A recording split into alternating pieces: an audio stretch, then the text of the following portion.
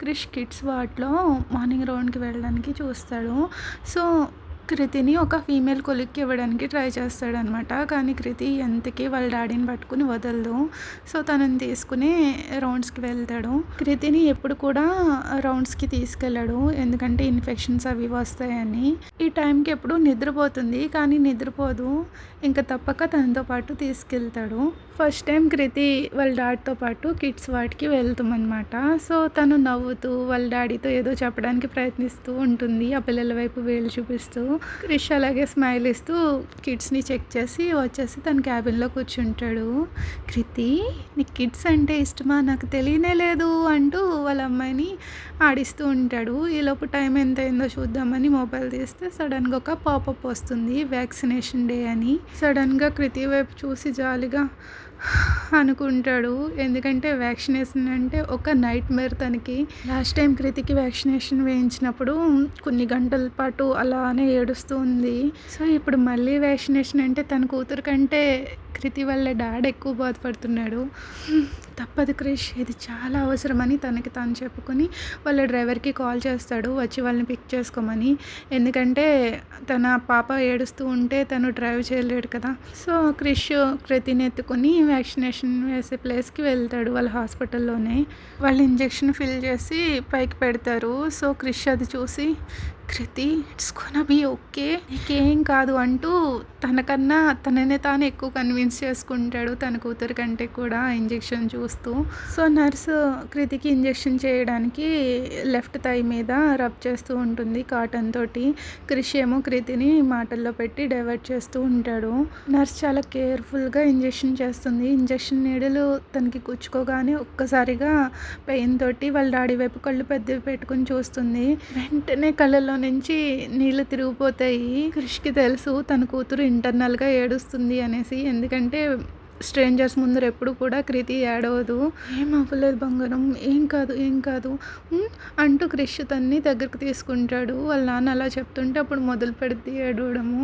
So, nurse ఇంకో injection తీసుకుని ఇంకో తడిపైన చేస్తుంది నెమ్మదిగా. అలా ఒక సైడ్ 2 ఇంజెక్షన్స్, ఒక సైడ్ 1 ఇంజెక్షన్స్ ఇస్తుంది. సార్, నొప్పి వాపు తగ్గడానికి అక్కడ హాట్ ప్యాక్ కానీ కూల్ ప్యాక్ కానీ యూజ్ చేయండి అని చెప్తుంది. క్రిష్ సరే అని తల ఊపేసి అక్కడ నుంచి వచ్చేస్తాడు బయటికి. అప్పటికే బయట డ్రైవరు వాళ్ళ కోసం వెయిట్ చేస్తూ ఉంటాడు. క్రిష్ వెంటనే కార్ ఎక్కి త్వరగా ఇంటికి చేరుకోవాలి, త్వరగా తీసుకెళ్ళు అంటూ సీట్లో కూర్చుంటాడు. డ్రైవర్ కార్ స్టార్ట్ చేస్తాడు.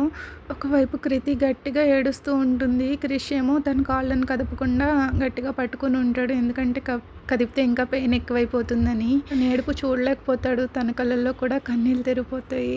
దేవుడా అనుకుంటాడు. ఇంకో సైడు సత్య ఇంకా తన ఫ్రెండ్ దీక్ష కలిపి ఒక ప్లేస్కి వెళ్తారు. ఒక పెద్ద మ్యాన్షన్ హౌస్ ముందు నిలబడి కాలింగ్ బెల్ కొడతారు. కానీ ఎవరు రెస్పాన్స్ అవ్వరు. లేరేమో సత్య వాళ్ళ ఇంట్లో అని దీక్ష అంటుంది. కానీ సత్య ఇంకోసారి కొడుతుంది. ఈసారి ఆ ఇంటి పనతను వచ్చి ఓపెన్ చేస్తాడు. సత్య గొంతు సవరించుకుని, మేము ఇక్కడికి రాధిక వాళ్ళ మమ్మీ డాడీని కలవడానికి వచ్చాము, వాళ్ళు ఉన్నారా అని అడుగుతుంది. మీ పేరు అని ఆ పనతను అడుగుతాడు. నా పేరు సత్య, నేను అరవింద గారి కోడల్ని అని చెప్తుంది. సరే ఒక నిమిషం ఉండండి అని చెప్పి అక్కడున్న టెలిఫోన్తో కాల్ చేస్తాడు. ఎవరితోనో కొంచెం నెమ్మదిగా మాట్లాడతాడు. సరే మీరు లోపలికి రండి, కూర్చొని వెయిట్ చేయండి, మేడం వస్తున్నారు అని చెప్తాడు. సరే కానీ నా కార్ బయటనే ఉండిపోయింది, కొంచెం మెయిన్ గేట్ ఓపెన్ చేస్తారా అని దీక్ష అంటుంది. సరే అని అతను అంటాడు. సత్య కూర్చుంటుంది. ఈలోపు దీక్ష వెళ్ళి తన కార్ని లోపల పార్క్ చేసి వస్తుంది. ఈలోపు రాధిక వాళ్ళ మమ్మీ వస్తుంది. ఆవిడని చూసిన వెంటనే సత్య లేస్తుంది. ఆవిడ దగ్గరికి రాగానే హక్ చేసుకుని ఆంటీ ఎలా ఉన్నారు అని అడుగుతుంది. అప్పుడు ఆవిడ విడిపించుకుని సత్య ఫేస్ చూసి నేను చూశాను కదా బాగున్నాను అంటుంది. సత్య ఒక ఫ్లవర్ బుకేని ఆంటీకి ఇస్తుంది. దీక్ష ఏమో వాళ్ళ కోసం తీసుకొచ్చిన ఫ్రూట్స్ అవి పనవాడికి ఇస్తుంది లోపల పెట్టమని. సో, దీక్షని పట్టించుకోవట్లేదని దీక్ష గొంతు సవరించుకుంటుంది. అది విని సత్య తన ఫ్రెండ్ వైపు చూసి నవ్వి, ఆంటీ తిను నా ఫ్రెండ్ దీక్ష. ఆవిడ దీక్ష వైపు చూస్తుంది. హాయ్ ఆంటీ అని దీక్ష అంటుంది. ఆవిడ దీక్షని కూడా హక్ చేసుకుంటారు. హాయ్ అమ్మ, అదే నిల్చునే ఉన్నారు కూర్చోండి అనేసి ఆవిడ అంటుంది. సో, కూర్చుంటారు. ఫీల్ ఫ్రీ, ఇది మీ ఇల్లే అనుకోండి, నేనిప్పుడే వస్తాను అనేసి ఆవిడ పక్కకెళ్తారు. సత్య ఈ ఆంటీకి చాలా పాజిటివ్ ఔరా ఉంది అని చెప్తుంది. నేను ముందే చెప్పాను కదా! She is such a graceful and loving women అని సత్య కొంచెం ప్రౌడ్‌గా చెప్తుంది. కొన్ని మినిట్స్ తర్వాత మెయిడ్‌తో పాటు ఆవిడ కూడా వస్తుంది. ఆ మెయిడేమో వాళ్ళ కోసం జ్యూస్ తీసుకొస్తుంది. జ్యూస్ తీసుకోండి అని చెప్పి ఆవిడ కూడా కూర్చొని చాలా ఎండగా ఉంది. ఇంతకీ సత్య ఏంటి సమ్మర్ వెకేషన్ ప్లానింగ్స్ ఏంటి? ఎప్పటి నుంచి హాలిడేసు అని ఆవిడ అడుగుతుంది. ఆంటీ ఎగ్జామ్స్ మొన్ననే అయ్యాయి. కానీ ఒక క్లాస్ జరుగుతూ ఉంది. కానీ రేపటి నుంచి సమ్మర్ హాలిడేస్ అని కాలేజ్ మేనేజ్మెంట్ ఆల్రెడీ మెసేజ్ పెట్టారు అని చెప్తుంది. ఓహ్! గుడ్. మరి దీక్ష నీ సంగతి ఏంటి? నీకెప్పటి నుంచి హాలిడేస్? లేదాంటీ నాకు ఇంకా హాలిడేస్ లేవు. నేను సత్య వేరే కాలేజెస్‌లో చదువుకుంటున్నాం. నాకు ఇంకా క్లాసెస్ ఉన్నాయి. నాకు సమ్మర్ హాలిడేస్ ఎప్పుడు అనౌన్స్ చేస్తారా అని వెయిట్ చేస్తున్నానని దీక్ష చెప్తే ఆవిడ నవ్వుతుంది. సరే ఆంటీ ఇంతకీ అంకుల్ ఎక్కడా అని సత్య అడుగుతుంది. మీరొచ్చారని అంకుల్‌కి చెప్పాను. తన ఆఫీస్‌లో ఉన్నారు. కొద్దిసేపట్లో వస్తారు. ఇంట్లో ఒక్కదాన్నే ఒంటరిగా ఉండడం చాలా బోరింగ్‌గా, విసుగ్గా ఉంది. మీరొచ్చాక నాకు చాలా హ్యాపీగా అనిపించింది అని ఆవిడ చెప్తుంది. అప్పుడు దీక్ష కూడా నాకు కూడా మిమ్మల్ని కలవడం చాలా హ్యాపీగా ఉంది ఆంటీ. మీ గురించి సత్య చెప్పింది అంటుంది. వెంటనే ఆవిడ ఫేసు సాడ్‌గా అయిపోతుంది. తన కళ్ళల్లో ఎన్నో ఎమోషన్స్ కనిపిస్తాయి. సరే ఇంట్లో అందరూ ఎలా ఉన్నారు? వాళ్ళు కూడా మీతో రావాల్సింది. వాళ్ళని చూసి చాలా రోజులైంది. క్రిష్‌తో ఫోన్‌లో మాట్లాడాను కానీ వాళ్ళిద్దరు ఎలా ఉన్నారు? క్రిష్, కృతి అని అడుగుతారు. వాళ్ళు బాగానే ఉన్నారా ఆంటీ? సారీ ఆంటీ మేము ఇక్కడికి వస్తున్నట్టు ఎవరికీ తెలీదు. ఆదిత్యకి, అర్జున్‌కి మాత్రమే చెప్పాను. నెక్స్ట్ టైం వచ్చినప్పుడు అందరినీ తీసుకుని వస్తాము అని సత్య చెప్తుంది. అలాగ వాళ్ళు మాట్లాడుకుంటూ ఉండగా మెయిడ్ వచ్చి మేడం ఈరోజు గెస్ట్స్ కోసం ఏం వండాలో చెప్పలేదు అంటుంది. లేదు ఈరోజు నా కిడ్స్ కోసం నేనే వండుతాను అని ఆవిడ నవ్వుతుంది. ఆంటీ లేదు మీరు శ్రమ పడకండి. ఇప్పుడు లంచ్ అది ఏమీ వద్దు. మేము జస్ట్ మిమ్మల్ని మీటప్ వెళ్దామని వచ్చాము. కొద్దిసేపట్లో బయలుదేరుతాము అని సత్య అంటుంది. అస్సలు కుదరదు. మిమ్మల్ని ఎలా వెళ్ళనిస్తాను? మీరిద్దరూ ఇక్కడే ఉండాలి. మీరు వెళ్ళిపోతే అంకుల్ ఇంటికి వచ్చాక నేనేం చెప్పాలి అని పట్టుపడుతుంది. ఆవిడ అంతలా బ్రతిమలాడుతుంటే దీక్ష కొన్ని సెకండ్స్ ఆలోచించి ఓకే ఆంటీ లంచ్కి అయితే ఉంటాం. కాకపోతే ఒక కండిషన్. ఈరోజు లంచ్ నేనే ప్రిపేర్ చేస్తాను. మీరిద్దరూ ఇక్కడే కూర్చొని మాట్లాడుకుంటూ ఉండండి. ఎలాగో సత్య కిచెన్లోకి వచ్చినా ఎలాంటి యూజ్ ఉండదు అని నవ్వుతుంది. సత్య ఒక లుక్ ఇస్తుంది తన ఫ్రెండ్ దీక్ష వైపు. ఆ ఆంటీ కూడా లైట్గా స్మైల్ ఇస్తారు. అరే కానీ నువ్వు టైర్డ్ అయిపోయి ఉంటావు కదా అని ఆవిడ అంటారు. అలాంటిది ఏమి లేదా ఆంటీ. అయినా మెయిడ్స్ ఉన్నారు కదా నేను వాళ్ళ హెల్ప్ తీసుకుని చేస్తానులేండి అని దీక్ష చెప్పాక సరే అనేసి ఆవిడ అంటుంది. సో దీక్ష కిచెన్లోకి వెళ్ళిపోతుంది. తర్వాత సత్య కూర్చుని ఆల్బమ్ చూస్తూ ఉంటుంది. ఆ పిక్స్ చూసి తన మొహంలో స్మైల్ వస్తూ ఉంటుంది. కృతి సేమ్ వాళ్ళ అమ్మలానే ఉంటుంది అంటూ చూస్తూ ఫొటోస్ ఫ్లిప్ చేస్తూ ఉంటుంది. నెక్స్ట్ పేజ్ తిప్పగానే ఒక ఫోటో ఉంటుంది. ఇది రాధిక 10th బర్త్డే అప్పుడు పిక్ అంటూ ఆ ఫోటోని కొంచెం తాకుతూ ఉంటారు. ఆవిడ అలా ఆ ఫోటోని టచ్ చేస్తూ చూస్తూ ఉంటే సత్యకి ఆవిడ ఆ మూమెంట్ని మళ్ళీ తిరిగి ఫీల్ అవుతున్నట్టు అనిపిస్తుంది. ఆ ఫోటోని తను కూడా చూసి అంతమంది కిడ్స్ మధ్యలో తను ఒక ప్రిన్సెస్ లాగా ఉంది అని చెప్తుంది చాలా జెన్యున్గా. సత్య మాట విన్నాక ఆంటీకి కళ్ళల్లో కన్నీళ్ళు తిరుగుతాయి. ఇక్కడ చూడు ఇది క్రిష్ చూడు ఎంత క్యూట్గా ఉన్నాడో కదా అంటూ ఆవిడ చెప్తూ తన కన్నీళ్ళని ఎమోషన్స్ని కంట్రోల్ చేసుకుంటూ ఉంటుంది. కళ్ళని తుడుచుకుంటూ కిందకి కారనివ్వకుండా కన్నీళ్ళని. సత్య హా అన్నట్టు తలూపి ఆ ఆంటీ హ్యాండ్ని పట్టుకుంటుంది తన చేతులతో. ఆంటీ మీరు నాతో ఏదైనా ఓపెన్గా పంచుకోవచ్చు. మీరు మీ ఎమోషన్స్ని కంట్రోల్ చేసుకోకండి. నా ముందు మీరు బాగానే ఉన్నట్టు ప్రిటెండ్ చేయాల్సిన అవసరం లేదు. You are a strong women aunty. మీరు మీ ఎమోషన్స్ని బయట పెట్టడం వల్ల మీరేం వీక్ పర్సన్ అవ్వరు. యు జస్ట్ ట్రస్ట్ మీ ఆంటీ. మీరు అలాగే మీ బాధని మీ మనసులోనే అణిచిపెట్టేసుకుంటే ఆ బాధ ఇంకా పెరిగిపోతుంది. దాని తీవ్రత పెరిగిపోతుంది. మీరు మీ బాధని చెప్పుకోవడం వల్ల అంతా మర్చిపోతారని నేను చెప్పట్లేదు. మీరు కోల్పోయింది ఎప్పటికీ పూడ్చలేనిదని నాకు తెలుసు. కానీ మనం రాధిక గురించి అయితే మాట్లాడుకోవచ్చు కదా. తన మన మధ్య లేదు అంతే. కానీ తను ఎప్పటికీ మనతోనే ఉంటుంది. తన లైఫ్లో సెలబ్రేట్ చేసుకునే డేస్ని, తన అచీవ్మెంట్స్ని, తన డ్రీమ్స్ గురించి వాటన్నింటి గురించి మాట్లాడుకోవాలి. అసలు ఎవ్వరూ తనని తలుచుకోవట్లేదు. ఎవ్వరూ తన గురించి మాట్లాడుకోవట్లేదు. నాకు చాలా హర్టింగ్గా ఉందండి అని సత్య కూడా కళ్ళలోంచి నీళ్ళు తెచ్చుకుంటుంది. ఎవరికి వాళ్ళే మనసులో బాధపడుతూ తన గురించి ఎవ్వరూ మాట్లాడుకోకుండా ఇలాగే ఉంటే రేపొద్దున కృతికి తన కన్న తల్లి గురించి ఎలా తెలుస్తుంది? వాళ్ళమ్మ పర్సనాలిటీ ఏంటి? తను ఎంత గ్రేట్ మదరో తను తెలుసుకోవాలి కదా! అంటూ సత్య కూడా కన్నీళ్ళు తెచ్చుకుంటూ ఆవిడ వైపు చూసి చెప్తుంది. అమ్మో! నాకు కూడా కన్నీళ్ళొచ్చేస్తున్నాయి. మనం ఇగ్నోర్ చేస్తే అదే పోతుందిలే అనుకుంటాం. కానీ అది ఎక్కడికి పోదు, అక్కడే ఉంటుందని మా తాతయ్య ఎప్పుడూ చెప్తారు. అలాగే మీరు ఏ ఫీలింగ్స్‌ని అయితే బయటకు చూపించకుండా పాతి పెట్టేస్తున్నారో అవెప్పటికీ మిమ్మల్ని వదిలిపెట్టి వెళ్ళవు. మీరు వాటిని గుర్తించే వరకు మీ డోర్‌ని నాక్ చేస్తూనే ఉంటాయి. సో, మీరు వాటిని ఎదుర్కోవాలి. అప్పుడే మీకు పీస్‌ఫుల్‌గా అనిపిస్తుంది. వాటి నుండి పారిపోకుండా వాటితో పాటు కూర్చొని మాట్లాడండి. మీరు వాటిని ఫీల్ అవుతేనే దాని నుంచి హీల్ అవ్వగలరు అని సత్య చెప్తుంది. కొన్ని నిమిషాల పాటు వాళ్ళిద్దరూ సైలెంట్‌గా అలానే ఉండిపోతారు. అప్పుడు రాధిక వాళ్ళ మమ్మీ చెప్పడం స్టార్ట్ చేస్తుంది రాధిక గురించి. రాధిక చాలా యాంబిషియస్ గర్ల్. పట్టుదల, ఆశయాలు ఉన్న అమ్మాయి. తన జీవితంలో చాలా కలలు కన్నది. చాలా లక్ష్యాలున్నాయి. తను ఏం చేయాలి, ఏం చదవాలి, ఏం జాబ్ చేయాలి, తన లైఫ్ పార్ట్నర్ గురించి కూడా అన్నీ కూడా తనకేం కావాలో ఎప్పుడూ తనకి తెలుసు. క్రిష్, రాధిక ఇద్దరు చైల్డ్‌హుడ్ ఫ్రెండ్స్. స్కూల్ నుంచి కాలేజ్ వరకు ఎప్పుడూ కలిసే ఉన్నారు, కలిసే చదువుకున్నారు. ఇద్దరిది సేమ్ మెడికల్ కాలేజ్. వాళ్ళ జాబ్స్ కూడా కలిసే స్టార్ట్ చేశారు. తర్వాత వాళ్ళు మ్యారేజ్ చేసుకున్నారు. ఇష్యూ బిజినెస్ సైడ్ వెళ్లకుండా డాక్టర్ ఎందుకు చూస్ చేసుకున్నాడో మా అందరికీ తెలుసు. తను రాధిక కోసమనే బిజినెస్ స్కూల్కి వెళ్లకుండా మెడికల్ కాలేజ్లో జాయిన్ అయ్యాడు. వాళ్ళిద్దరి లైఫ్ ఒక ఫెయిరీ టైల్, ఒక అద్భుతమైన కథ అని ఆవిడ వాయిస్ బ్రోక్ అయిపోతుంది వాళ్ళ గురించి చెప్పేటప్పుడు. రాధిక తన స్పెషలైజేషన్ పీడియాట్రిక్స్ చూస్ చేసుకున్నప్పుడు క్రిష్కి కార్డియాలజీ ఇంట్రెస్ట్ ఉన్నప్పటికీ రాధిక కోసం తను కూడా పీడియాట్రిషియన్ చూస్ చేసుకున్న విషయం నాకు ఇప్పటికీ గుర్తుంది అంటూ కళ్ళు నీళ్ళు పెట్టేసుకుంటుంది. కళ్ళు తుడుచుకుని రాధికకి కిడ్స్ అంటే చాలా ఇష్టం. తను ప్రెగ్నెంట్ అని తెలిసినప్పుడు తను ఎంత హ్యాపీగా ఫీల్ అయిందో. తనతో కన్వర్జేషన్, తను మాట్లాడే ప్రతి మాట తనకి పుట్టబోయే బిడ్డ గురించే మొదలయ్యేది.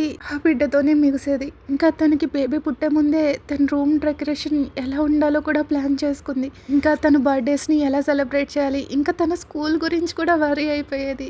ఫన్నీ కదా అని నవ్వుతుంది. కానీ ఇప్పుడు ఆలోచిస్తే తన బిడ్డ గురించి అన్ని ఫీల్ అవడం తప్పేం లేదు అనిపిస్తుంది. ఎందుకంటే తన బిడ్డని ఈ ప్రపంచంలోకి తీసుకురావడం తను చూడలేదని తనకి ముందే తెలిసేమో అని ఆవిడ బాధపడుతూ సడన్గా సత్య ఫేస్ పట్టుకుని, ఇవన్నీ నేను నిన్ను బాధ పెట్టడానికి చెప్పట్లేదు సత్య. నేను చెప్పేది ఏంటంటే మన పెయిన్ కంటే క్రిష్ పెయిన్ చాలా ఎక్కువ. మేము కేవలం మా కూతుర్ని మాత్రమే కోల్పోయాం. కానీ క్రిష్ తన చిన్ననాటి స్నేహితురాల్ని, తన భార్యని, తన బిడ్డ తల్లిని ఇంత త్వరగా కోల్పోయాడు. అయినా లేట్ ఏం కాలేదు. కృష్ణ ఇంకా కృతికల జీవితంలోకి రంగులు నింపగలిగేది నువ్వు మాత్రమే. వాళ్ళిద్దరిని సంతోషంగా ఉంచగలిగేది నువ్వు మాత్రమే. మీరిద్దరూ కలిసి సంతోషంగా ఉండడం చూసి మా రాధిక కూడా చాలా సంతోషిస్తుందని నాకు తెలుసు. నువ్వు ఎలాంటి వ్యక్తివో కృష్ణ కూడా త్వరలోనే తెలుసుకుంటాడు.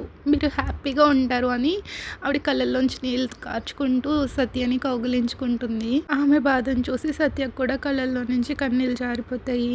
రాధిక మనకి దూరంగా లేదంటే ఇక్కడే మనతోనే ఉంది. తన ప్రెజెన్స్ మనం ఫీల్ అవ్వాలి. మనం ఎవరినైతే గుర్తు తెచ్చుకుంటూ ఉంటామో వాళ్ళకి మరణం అనేదే ఉండదు. వాళ్ళు ఎప్పటికీ మనతోనే ఉంటారు. ఇప్పుడు రాధిక మనకి దూరంగా లేదు, మనతోనే ఉంది అని సత్య కూడా గట్టిగా హగ్ చేసుకుని ఏడుస్తుంది. ఆ తర్వాత ఆవిడని విడిపించుకుని ఆ ఆంటీ కన్నీళ్ళు తుడిచి, లక్కీలీ కృతి మనతో ఉంది, మనం తనని జాగ్రత్తగా చూసుకుందాం. రాధిక తనకి ఏమైతే చేయాలనుకుందో అవన్నీ మనం చేద్దాం. తను ఫిజికల్గా దగ్గరుండి కృతికకి ఇవన్నీ చేయలేకపోవచ్చు, కానీ తను పైనుంచి ఖచ్చితంగా తనని చూసుకుంటూనే ఉంటుంది. కృతి పెద్దయ్యాక రాధికలాగా ఒక మంచి అమ్మాయిలాగా ఎదగాలని, వాళ్ళ అమ్మకి గర్వకారణంగా నిలవాలని నేను మనస్ఫూర్తిగా కోరుకుంటాను ఆంటీ అని సత్య తన కన్నీళ్ళు తుడుచుకుని ఆంటీకి ముద్దు పెడుతుంది. ఆవిడ కూడా కన్నీళ్ళు తుడుచుకుని, దేవుడు నాకు ఒక కూతుర్ని దూరం చేసిన ఇంకో కూతుర్ని నాకు పంపించాడు. ఆ దేవుడు నీకు దీర్ఘాయుష్నిచ్చి నీ జీవితాన్ని సంతోషంతో నింపాలని దేవుడిని వేడుకుంటాను అంటూ ప్రేమగా సత్యమోహం పట్టుకుని చెప్తుంది ఆవిడ. ఆంటీ, ఇకపై మీరు లోన్లీగా ఫీల్ అవ్వాల్సిన అవసరం లేదు, నేను ఎప్పుడూ మీకు తోడుగా ఉంటానని సత్య చెప్తుంది. నువ్వు చేయని తప్పుకి బాధని అనుభవించాల్సి వస్తున్నందుకు నాకు చాలా బాధగా ఉంది సత్య. క్రిష్ ప్రవర్తనకి నేను సారీ చెప్తున్నాను. అయ్యో ఆంటీ, అలా అనకండి. ఇప్పుడు నాకు తనతో ఏ ప్రాబ్లం లేదు. ఇప్పుడు నన్ను తను కృతిక దగ్గరికి రానిస్తున్నారు. ఇంకా నేను ఎవరితోనైనా కృతి వాళ్ళ మమ్మ అని చెప్తుంటే ఎప్పుడూ ఆపలేదు. నాకది చాలా ఆంటీ. తను మెంటల్‌గా ఎంత గాయపడి ఉన్నప్పటికీ కూడా తన కూతుర్ని ఎంతో బాగా పెంచుతున్నారు. తను నిజంగానే ఒక గ్రేట్ ఫాదర్. అలాంటిది తన కూతురు పట్ల తనకి అంత ఓవర్ ప్రొటెక్టివ్ ఉండడం జస్టిఫియబుల్లే. కానీ నేను కృతిని ఎంత బాగా చూసుకున్నా, నేను యాక్సెప్ట్ చేసినా చెయ్యకపోయినా ఈ లోకం ముందు ఒక సవితి తల్లిలాగా మాత్రమే మిగిలిపోతాను. వాళ్ళు పొడుస్తూ ఉంటే అలాంటప్పుడు ఆయన నన్ను ఎలా ట్రస్ట్ చేయగలరు? ప్రపంచంలో ఎంతోమంది క్రూరమైన సవితి తల్లులు ఉన్నారు. అలాంటప్పుడు అతను నన్ను నమ్మడం లేదని మనం బ్లేమ్ చేయలేము. కానీ ఆయన నన్ను ట్రస్ట్ చేయగలిగే రోజు కోసం నేను ఎదురు చూస్తూ ఉంటాను అంటూ సత్య తను ఇప్పటి వరకు ఎవరితోని పంచుకోలేని విషయాలన్నీ ఆవిడ ముందు చెప్తుంది. సత్య, ఈ సమాజం కానీ ప్రజలు కానీ నిన్ను అలా పిలవనివ్వకు. నువ్వు కృతిని నీ ఓన్ బ్లడ్ ఫ్లెష్ లాగా ఫీల్ అవుతే ఖచ్చితంగా ఏదో ఒక రోజు క్రిష్ నీ రియాలిటీని గ్రహిస్తాడు. ఆ రోజు త్వరలోనే వస్తుందని నాకు తెలుసు అంటూ సత్యకి తల్లిలాగా సజెషన్స్ ఇస్తుంది. సత్య కూడా జస్ట్ స్మైల్ ఇస్తుంది. అలా వాళ్ళిద్దరూ వాళ్ళ హార్ట్లో ఉన్న ఫీలింగ్స్ అన్నీ పంచుకుంటారు. అలా వాళ్ళిద్దరికి కొంచెం తేలిగ్గా అనిపిస్తుంది. తర్వాత అంకుల్ వచ్చాక అందరూ కలిపి భోంచేస్తారు. లంచ్ చేస్తూ ఒక ముద్ద నోట్లో పెట్టుకోగానే, సత్య ఈరోజు లంచ్ నువ్వే చేసావా అని అడుగుతారు. లేదు అంకుల్, దీక్ష చేసింది అని సత్య చెప్పేలోపే దీక్ష ఎలా అంటుంది, సత్యనా వంట? తన కిచెన్లోకి వెళ్తే మీ కిచెన్ అంతా బ్లాస్ట్ అయిపోతుంది. దీవాళీలో ఫైర్ వర్క్ అంతా మీ ఇంట్లోనే చూపిస్తుందని దీక్ష నవ్వుతుంది. అంకుల్ ఆంటీ కూడా ఫుల్ నవ్వుతారు. ఏం లేదు అంకుల్, మీరు తనని పట్టించుకోకండి, తను ఎప్పుడు అలాగే ఎక్కువగా మాట్లాడుతుంది అంటూ సత్య సిగ్గుపడుతూ తన తల దించేసుకుని చెప్తుంది, దీక్షని తన మోచేత్తో లైట్గా గుద్దుతూ. నైట్ అయ్యే వరకు కూడా సత్య దీక్షలు వాళ్ళ ఇంట్లోనే ఉంటారు.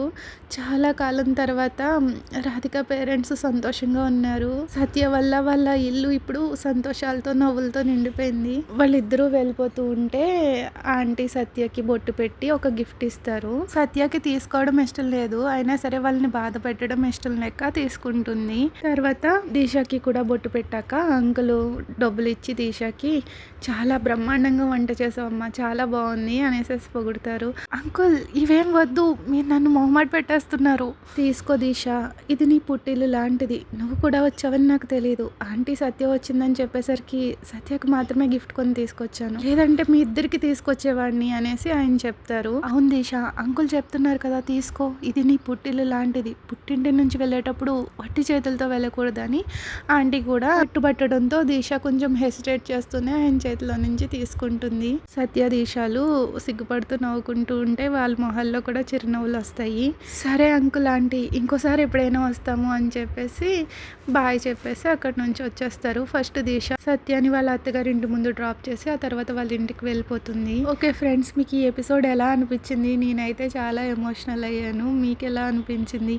నచ్చితే లైక్ చేయడం మర్చిపోకండి. Please like, share, subscribe. Thank you for listening. Bye bye.